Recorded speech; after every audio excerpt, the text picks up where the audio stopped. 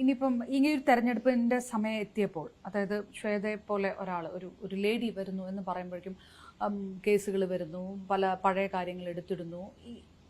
ഒരു സ്ത്രീ അധികാര സ്ഥാനത്തേക്ക് വരുന്നു എന്നുള്ളത് കൊണ്ടുള്ള വിഷയമായിരുന്നു അത് ശ്വേതാ മേനോൻ എന്ന അഭിനേത്രിക്കെതിരെയുള്ള ഒരു ടാർഗറ്റിംഗ് ആയിരുന്നു? എന്തായിരുന്നു? എനിക്ക് തോന്നുന്നു രണ്ടും, സ്ത്രീ എന്ന നിലയിലും ഒരു നടി എന്ന നിലയിലും. എനിക്ക് തോന്നുന്നു ഞാൻ ഇന്ന് വരെ ലോകത്ത് കേൾക്കാത്ത കേസസ് ആണ് അത് കേട്ടുന്നത്.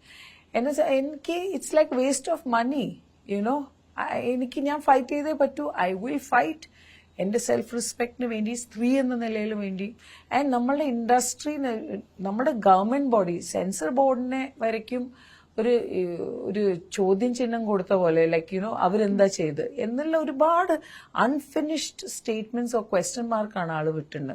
So I will fight for it. അതാണ് എനിക്ക് മനസ്സിലാവാത്ത, എന്തുകൊണ്ട് ഇപ്പോ? Why not early? Why not later? Why now? ആ ഒരു കുറെ ചോദ്യങ്ങളുടെ ഉത്തരം എനിക്ക് ഇപ്പോഴും കിട്ടിയിട്ടില്ല. എല്ലാവർക്കും അറിയാം ഞാൻ പ്രതികരിക്കുന്ന ആളാണ്. As a woman, as a person, as a human ഞാൻ പ്രതികരിക്കുന്ന ഒരാളാണ്. എനിക്കൊരു കാര്യം ഉണ്ടെങ്കിൽ ഞാൻ അപ്പോൾ റിയാക്ട് ചെയ്യുന്ന ആളാണ്.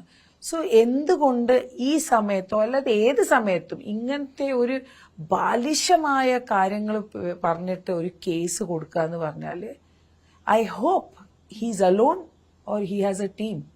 ഇത് ഞാൻ എന്തായാലും ഞങ്ങള് നമ്മൾ വാർത്ത വരുമ്പോഴും ചോദിക്കുന്നത്, എവിടെന്നോ ഒരാൾ വന്നിട്ട് ഒരു കേസ് കൊടുക്കുന്നങ്ങനെ അകത്ത് പല വിഷയങ്ങളുണ്ടാകുമ്പോൾ ഇതിനകത്ത് ഒരു കോക്കസ് ശ്വേതയ്ക്കെതിരെ നിന്നു, ആണോ എന്ന് നമ്മൾ ചോദിക്കുമ്പോൾ അയാൾ അങ്ങനെയല്ല എന്ന് പറയുന്നിടത്ത് ആ രീതിയിലുള്ള ഒരുപാട് ഡിബേറ്റ് ഒക്കെ നടന്നു.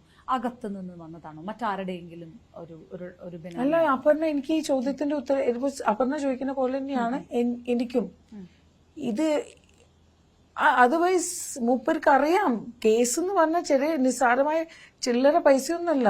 നമുക്ക് വക്കീലിന് കൊടുക്കണം, ഹൈക്കോർട്ട് പോകണം, സുപ്രീം കോർട്ട് പോകണം. അപ്പൊ ആൾക്ക് അറിയാലോ ഞാൻ എന്തായാലും ഇതേ രീതിയിൽ തന്നെ ആളെ ഞാൻ വലിക്കുക, ഉറപ്പായിട്ടും. ഇപ്പൊ അത് കോടതിയിലാണ്. I will not let it go like this. No way. I will fight and I will fight hard.